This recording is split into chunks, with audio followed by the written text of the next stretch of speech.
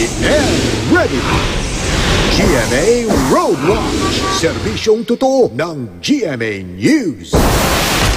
Ngayong marami na pong bumabiyahe pabalik na Metro Manila, silipin natin ang lagay ng trapiko sa ilang pangunahing kalsada mula sa GMA Road Watch. Nakikita niyo po ngayon ang live na kuha ng GMA Road Watch sa EDSA Cubao. Nasa kaliwa po ay papuntang northbound po yan. Yan po ay papuntang North Avenue at Monumento sa Caloocan. Sa mga oras na ito ay light to moderate lamang po ang daloy ng mga sasakyan. Marami pong mga bus na nagdahatid po sa ating mga kababayan, no, pabalik dito sa Metro Manila. Pero tuloy-tuloy naman po ang usad ng mga sasakyan. May kabigatan ng konti dito sa kanang bahagi na papunta naman pong Makati. Pero tuloy-tuloy pa rin ang usad ng mga sasakyan. Sa punto pong ito, alamin natin ang usad ng trapiko sa tulong ng mga Wazer.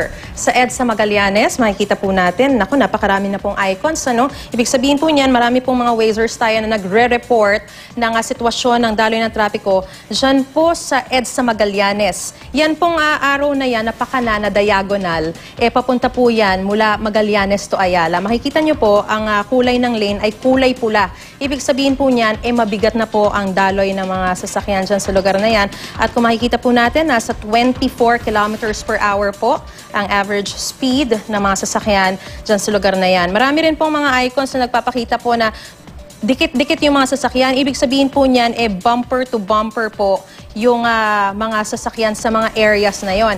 At meron din po tayong yung triangle na color yellow na icon na po na yan. Ibig sabihin dyan sa lugar po na yan, meron pong road repair or road reblocking na nagaganap. Dumako naman po tayo sa bahagi ng C5 sa may E. Rodriguez Jr. Avenue. Ayan po ang sitwasyon. Nag-load lamang po ang ating Waze. Puntahan po muna natin itong bahaging pula na po ito. Diyan po yan sa may bandang JP Rizal. Ang sitwasyon po dyan ay pula po ang kulay ng lane, gaya po ng dun sa sitwasyon kanina sa Magallanes, no? So 15 kilometers per hour po ang average speed sa lugar na yan dyan sa may bandang Serrano. Ngayon, dumako naman po tayo sa EDSA Pioneer. Yan po ang sitwasyon naman sa EDSA sa bahagi ng Pioneer.